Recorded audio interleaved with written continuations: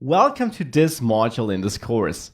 I'm going to say it right away, this module is optional. If you already know next generation JavaScript, so things like arrow functions, let, const, and so on, you may very well skip this module. This module is for you if you know JavaScript but haven't worked with ES6 or any other version of JavaScript. Then JavaScript as we use it in this course might sometimes look like a new language to you because of all the next generation features React apps typically use. Now I'm not using these next generation features because I want to show off or anything like that. React apps typically are built with the latest version of JavaScript, and using the next gen features allows us to write clean and robust React apps. React itself uses a lot of next generation JavaScript features. Therefore, it's important for you to understand all these features and not be confused by this sometimes really strange looking version of JavaScript. JavaScript is evolving quickly, and therefore new features can look different, but really allow us as a developer to do more powerful things. This module is for you. I will walk you through the core features we use in this course so that the code thereafter hopefully looks a bit less strange to you. And again, feel free to skip this module if you already know it. Feel free to always come back to it if you later in the course encounter something that looks strange to you. Let's dive right into it with let and const. These are two keywords you're going to see a lot in this course, especially const. Let and const are different ways of creating variables. You know var. Var creates a variable in JavaScript. Now the thing is, some variables never really change. They are so-called constants. Technically though, they are all just variables because JavaScript only knows var. With ES6, a version of JavaScript, two different keywords were introduced, let and const. Var still works, but you're highly encouraged to use let and const. Let is, so to say, the new var. You use it for variable values. Let and const are also changing something behind the scenes about the scope of variables, but the most important takeaway here is use let if you want to create a variable that really is variable. Use const if you plan on creating a constant value, so something which you only assign once and never change. And that is the case more often than you might think. In this course, you will never see var, you will only see let and const, and mostly it's const.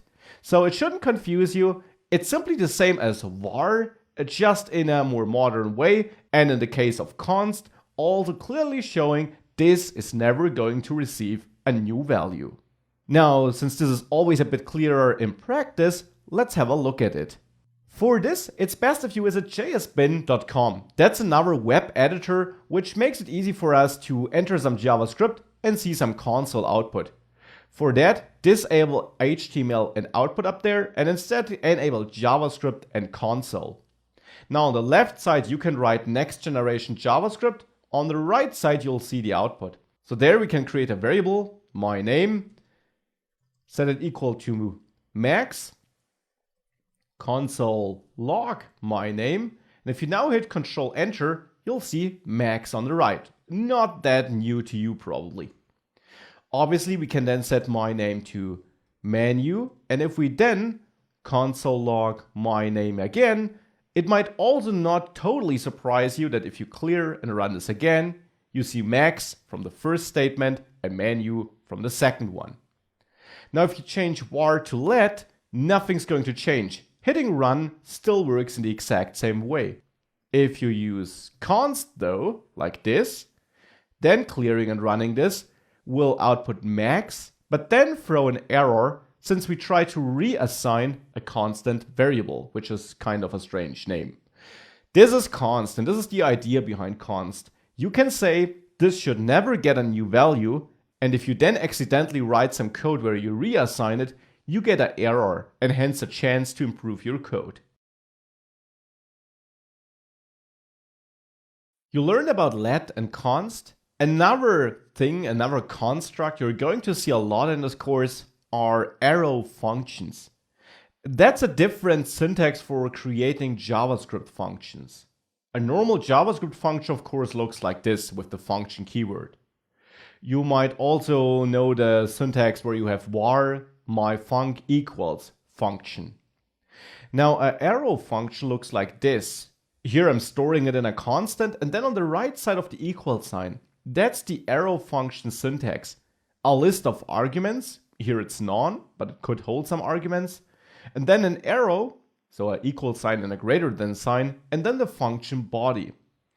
The arrow function syntax is a bit shorter than the normal syntax, since it omits the function keyword, and it also, and that is the great benefit, solves a lot of the issues you often had with the this keyword in JavaScript. If you've worked with JavaScript a bit, you probably know that the this keyword doesn't always refer to what you might have expected it to refer to during you writing your code. When you use this inside an arrow function, it will always keep its context and not change it surprisingly on runtime. So let's now move to JSBin to see that arrow function syntax in practice. Back in JSBin, let's create a normal function. Print my name. Like this. Now here we can of course output console log name and pass name as an argument. Now if I call print my name like this and hit Ctrl Enter, we get undefined because it didn't pass anything. If I do the same with max passed as an argument, we get max. Now the arrow function equivalent is to store this in a constant named print my name. It could also be created with let if you plan on reassigning this variable. Print my name as a constant, and now don't forget to add this arrow between the list of arguments and the function body. If you now clear and rerun this, you still see max, so here it behaves exactly in the same way. Now the this keyword thing is something you'll see throughout the course. It becomes important once you add functions to objects, of course. First of all, let me show you some alternatives to this syntax though, regarding the argument list to be precise. If you only receive one argument, as we do here, you can also use a shortcut of omitting the parentheses around it. That's only valid for exactly one argument though, not for more and not for less. Here you will still get the same result. If you had a function which receives no arguments, this is not valid syntax. You then need to pass an empty pair of parentheses, like this. If we execute this now, we also still see max, so this works. If you have more than one argument, you also need parentheses, so name and age like this won't work. You will need to wrap this in parentheses. And now you could output name and age and pass both as arguments here. So these are the different syntaxes you might see regarding the arguments. There also is an alternative regarding the function body, so on the right side of the arrow.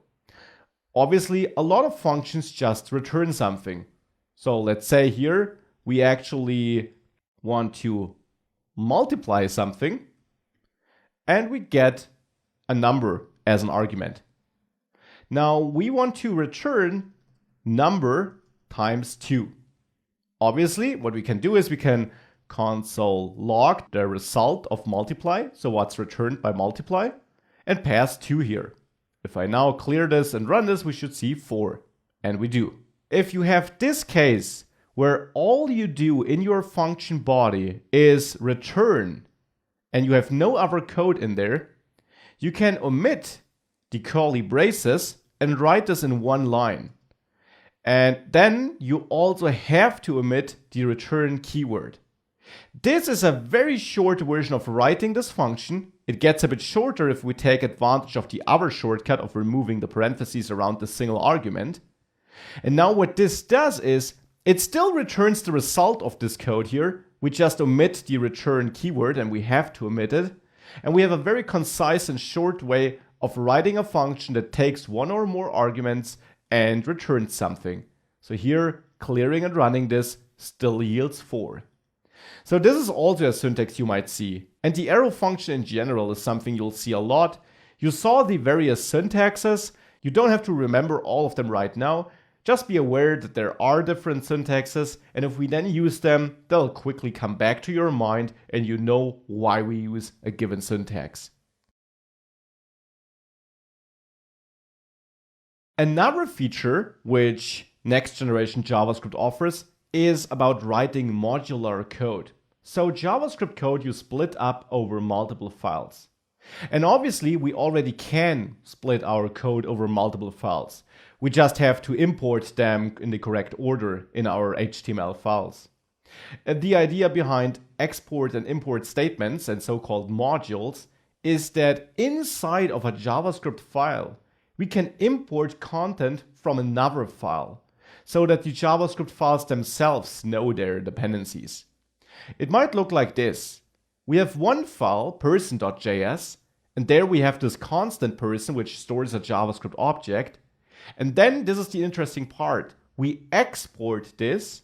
The default keyword also is a special keyword, marking this as the default export of this file.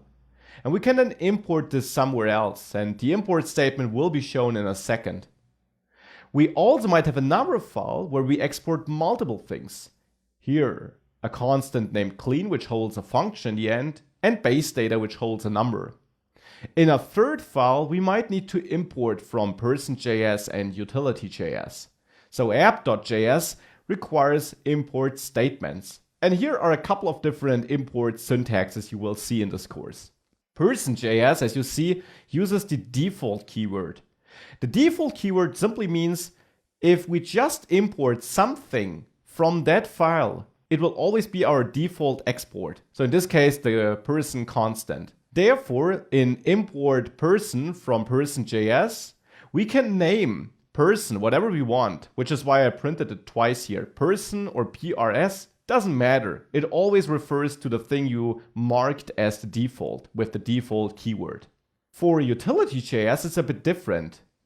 There we import from two different constants, and therefore the import syntax uses the curly braces to explicitly target specific things from that file. These are so-called named exports. Because we import the stuff by its name. We import the clean constant by its name, and we import base data by its name. Because we didn't mark anything as the default. So for JavaScript to know what exactly we're pointing to, we need to give it the exact name. And the name goes between curly braces. By the way, you could also write this as one import statement with base data, comma, clean, or the other way around. So these are imports and exports.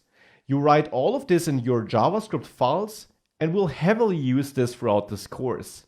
Now, as with all these next generation JavaScript features, it won't run like this in all browsers. Not even the most modern browsers support all the features we'll use in this project.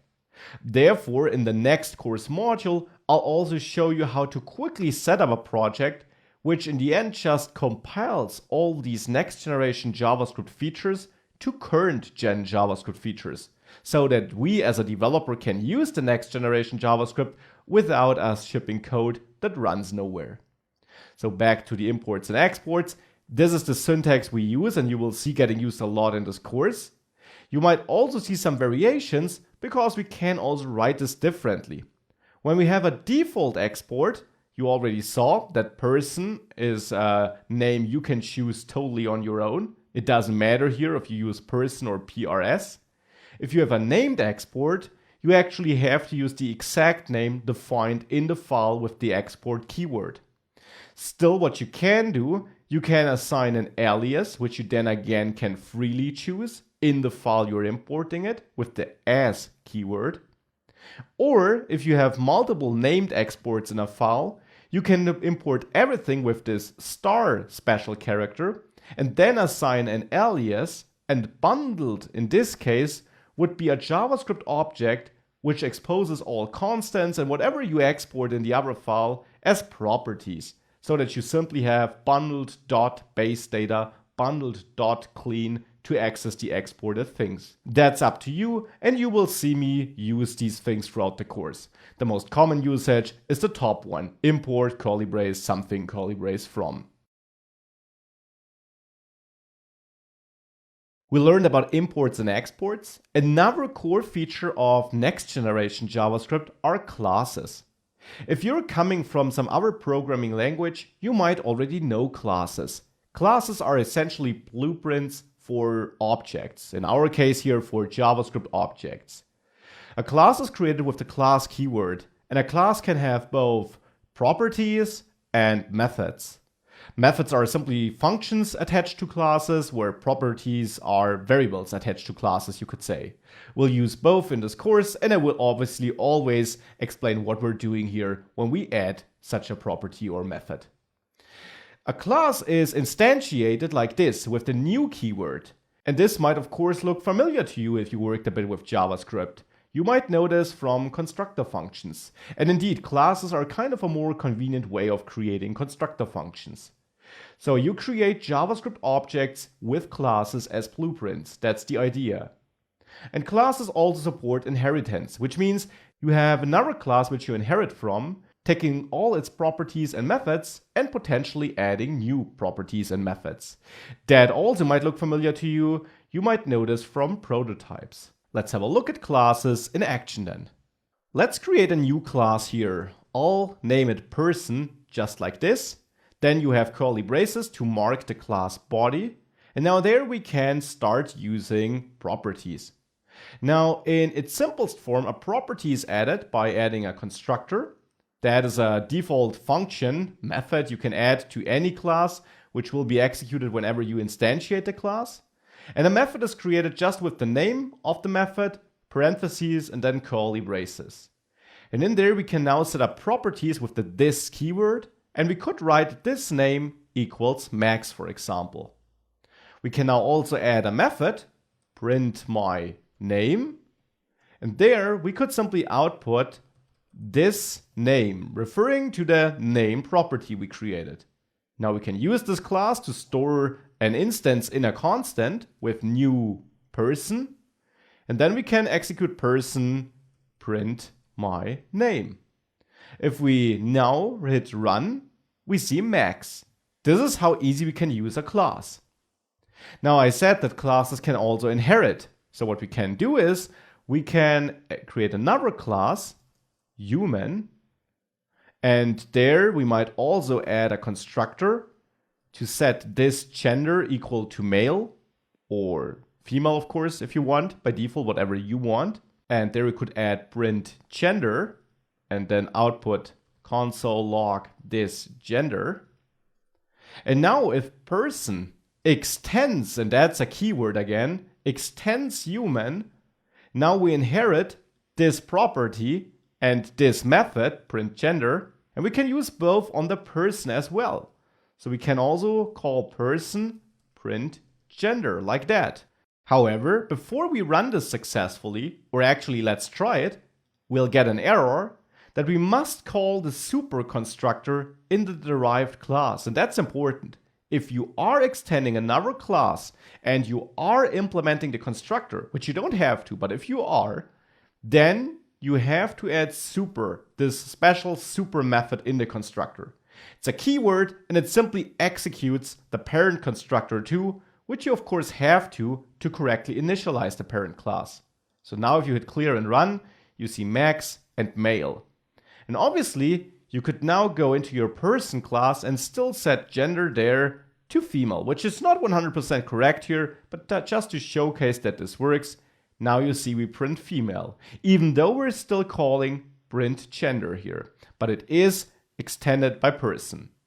So these are classes, and classes are used by React to create its components. At least this is one of the two ways of creating components.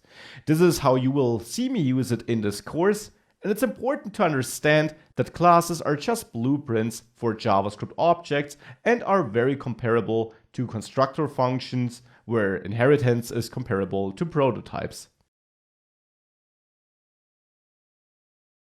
So in the last video we learned about classes, and we learned about properties and methods there too.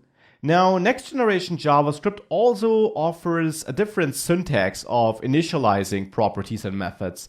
And actually it is this more modern syntax I'll use in this course. So I want to show it to you here too. You already learned that properties are like variables you attach to classes and objects. Methods are like functions attached to classes and objects. And you learned about this syntax, where we set up properties in the constructor function. Now there is a more modern syntax, which spares us using this constructor function.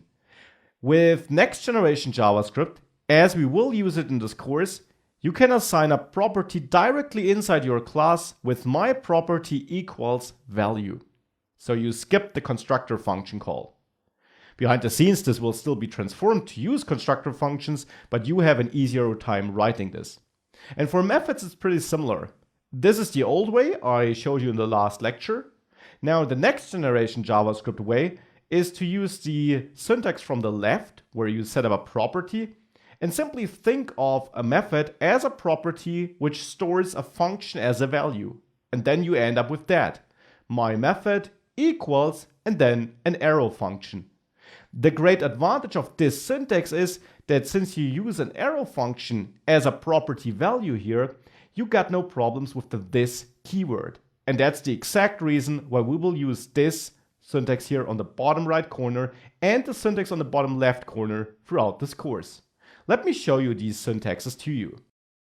Back to JSBin on the project we already worked on, here with the human and the person class. We can get rid of the constructor in the human class and get rid of the this keyword and just set gender equal to male. And print gender can be set equal to an arrow function where we console log this gender, still using the this keyword in here when we reach out to the property though. You may ignore that arrow for now. The same in the person. We no longer need the constructor and we no longer need to call super for that reason. Instead, what we do is we call this name without this, just name equals max and gender equal female if you want to, and print my name equals an arrow function too, like this. Now if we clear this and run this, you will get an error because it doesn't recognize the syntax. You actually need to go to the dropdown where it says JavaScript and choose ES6 Babel here. If you do this and hit clear and run, you see max and female. You still see the errors on the left, but you may ignore them. This is the syntax which is next generation JavaScript, which we will actually use in this course. We learned a lot about classes and arrow functions. Let's now turn our heads towards new operators we'll be able to use in the future of JavaScript and we already can use today in our React project, the spread and the rest operators.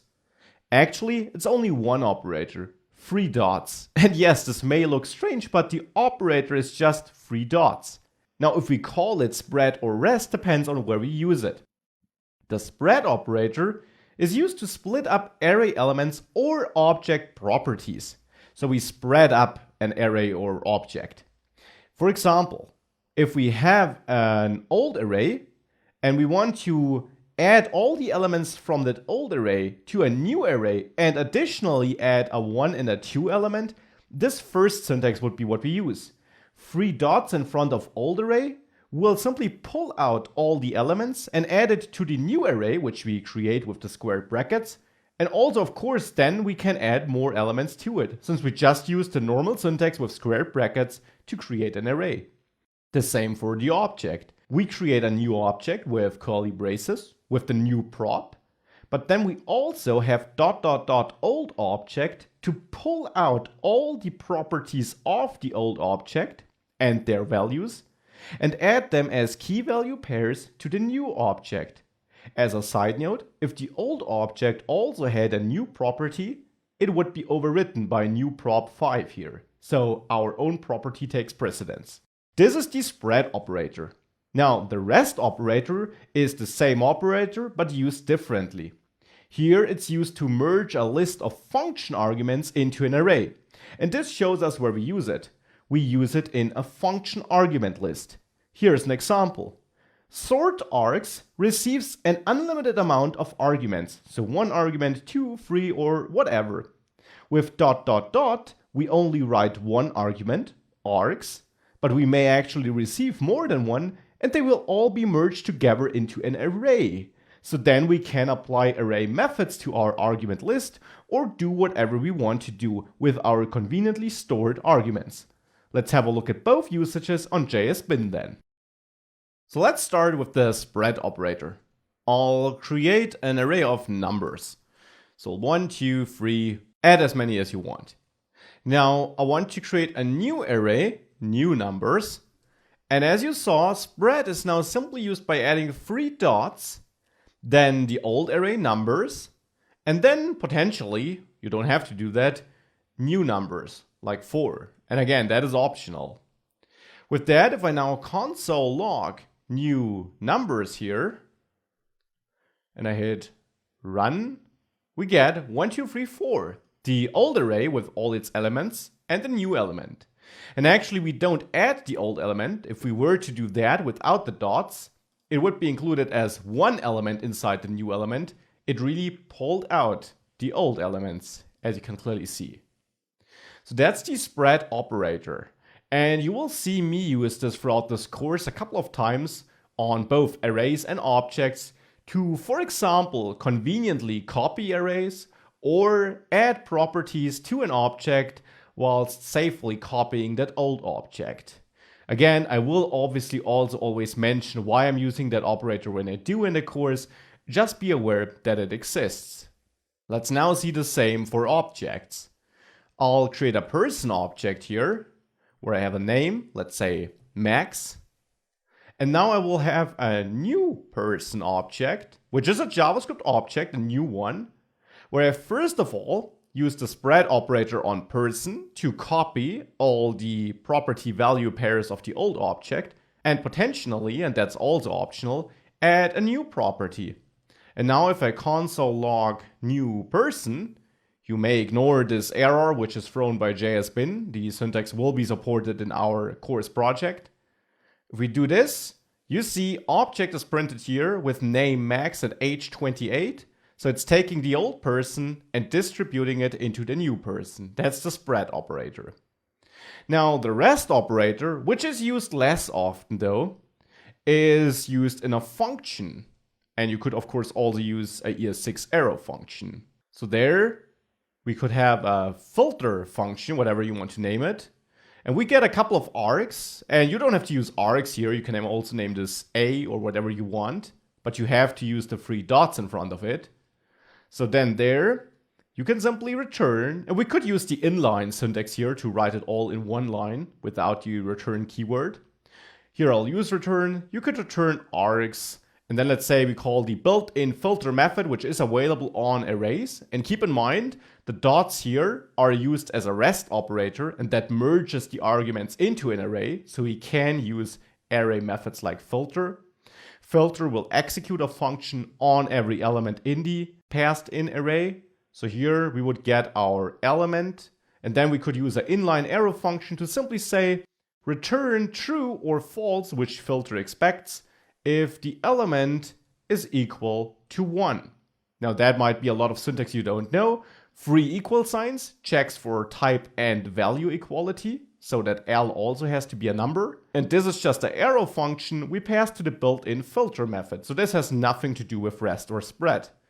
With that, we could call filter, and let's console log it to see something. Console log filter, so our filter function here, on let's say 1, 2, 3.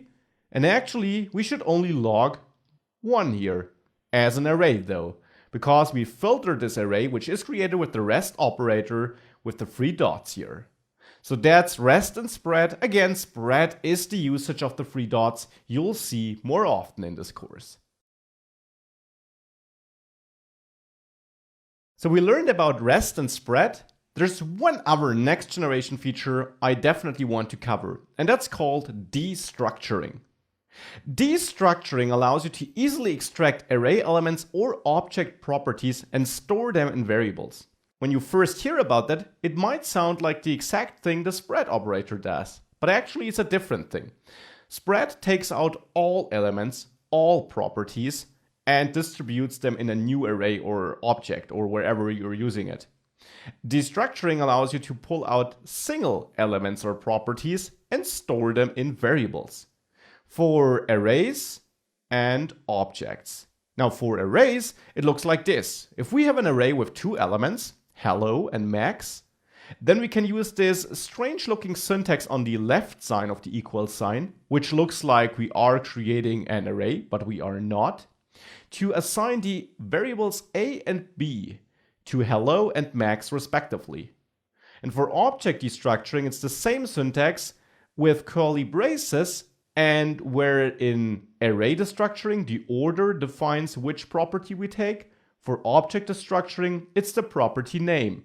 So curly brace name curly brace on the left side targets the name property of the object on the right side and pulls out the value, which is why logging age would yield undefined. We're not pulling this out of the object here.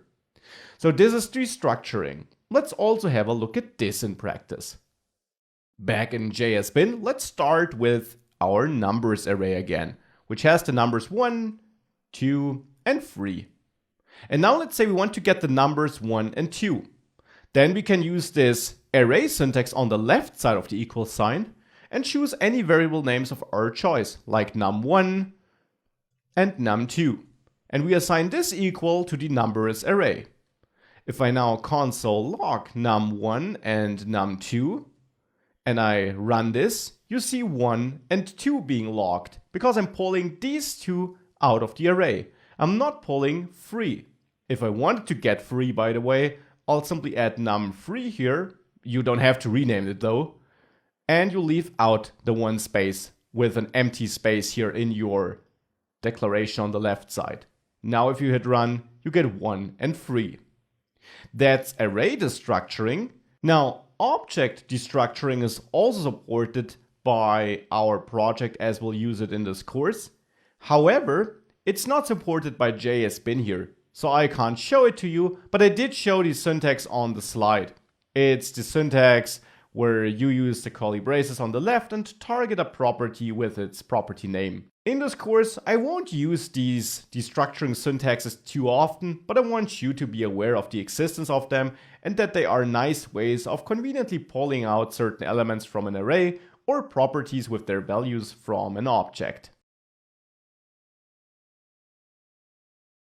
Now, over the last lectures, I introduced you to some of the most important next-generation JavaScript features which you're going to see in this course. There are two other things I now definitely also want to cover. They're not next-generation JavaScript, but they are features you might have missed or forgotten, and they're super important to keep in mind.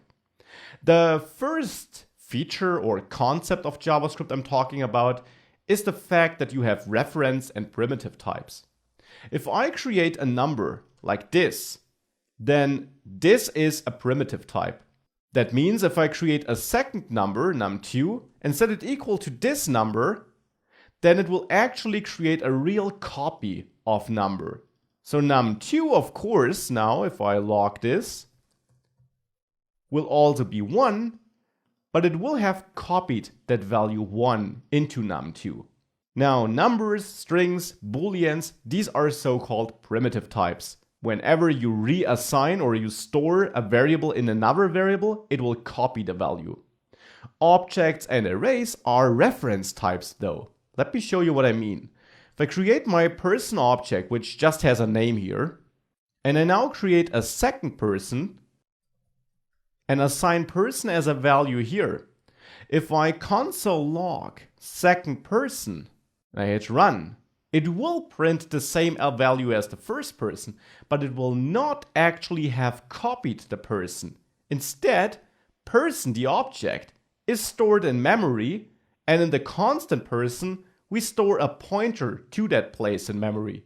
And if we then assign person to second person, that pointer will be copied. We can see that this is the case if we change person.name after having it copied. With that, you would expect to print Max here still, a person with name Max, because we copied person, stored it in second person, and thereafter changed the name. However, if I clear and run, you will see name Manu here, even though I'm printing the second person. So for second person, the name also changed. The reason for this is that it just copied the pointer and points to the exact same object in memory as person does. So if we change name on person, we automatically change it for second person. Now that's important to keep in mind, and it's the same for arrays. If you copy, in quotation marks, an array like this, and you then change an array element, it will also change in the so-called copied array. This will become important in React because it can lead to unexpected behaviors if you copy objects or arrays like this, because you then may manipulate one object in one place in the app and accidentally manipulate another usage of the same object in another place of the app. Therefore, we will learn techniques to copy this in an immutable way, which means we copy that by really copying the object and not just the pointer. For that, we can use this spread operator. Now we can simply create a new person object here and spread the person properties. This will pull out the properties and the values of the properties from the object and add it to this newly created object here. And we do create a new one with the curly braces. Now if I hit clear and run, we still print an object with name Max, even though we changed the name to Manu here, because now we really created a real copy. This is a technique I will also come back to later in this course. It's just important to realize and to keep in mind that objects and arrays are reference types. If you reassign them, you're copying the pointer, not the value. Therefore, if you want to do this in a real copy way, you will have to create a new object and just copy the properties and not the entire object. That's something very important to keep in mind for this course. In the last lecture, we had a look at reference and primitive types, something super important to keep in mind when working with JavaScript. Another thing you will see quite a lot in this course are array functions. We already saw filter a couple of lectures ago. We also got sort, map, and so on. Let me quickly show you what I mean. The good old numbers array with 1, 2, and 3. Now let's say we want to turn this into an array where each number is doubled. So we have the double num array, something like that. We can use an array function for this. We can take the numbers array and call map. Map is a built-in array method, and there are many of these methods. I will use quite a lot of them, and they're not next-generation JavaScript. All these methods work in the same way though. They take a function as an input, and this function, which is an arrow function here but could be a normal function, is then simply executed on each element in the array here. So on each element in the numbers array, on 1 and 2 and 3. So therefore, what we get in this arrow function is a number in the end, but you can name this argument whatever you want. Here we can then simply return something, and what you have to do in this internal function depends on which array function you're using. Check the docs in places like the Mozilla Developer Network docs to learn more about the available array functions. So in the map function, we have to return the new value we want to turn the old one into. So we could return num times 2. And since this is executed on every element here, it will return 2, 4, and 6. And conveniently map also returns a new array, so a real new array, which is then stored in double num array. So now if I output numbers and thereafter double num array like this, and I now hit run, you see the old one is unchanged, but the new one holds double the values. And I will explain what these functions do when we use them in the course. I just want to bring them to your attention right now, explain that they always have this function which gets executed on each element, and that they are not next generation JavaScript, but normal JavaScript actually. Be prepared to meet them. I will explain what they do when we see them, and always feel free to dive into docs like the Mozilla Developer Network to learn more about them. With that, I want to conclude this module. We learned a lot about next generation JavaScript and some important JavaScript concepts in general. You will meet a lot of the things you'll learn about in this module throughout the course. Don't be confused by it. It's still JavaScript, just using some more modern features. That's just how we write React apps. The next module will now start with React, and I will show you how to quickly create a project setup where we can use all these features whilst still shipping code that works in older browsers too. With that, you're well prepared. Always feel free to go back to this module and have a look at a given feature if you forgot how it worked and you meet it in the course and want to refresh your knowledge. And with that, let's dive into React.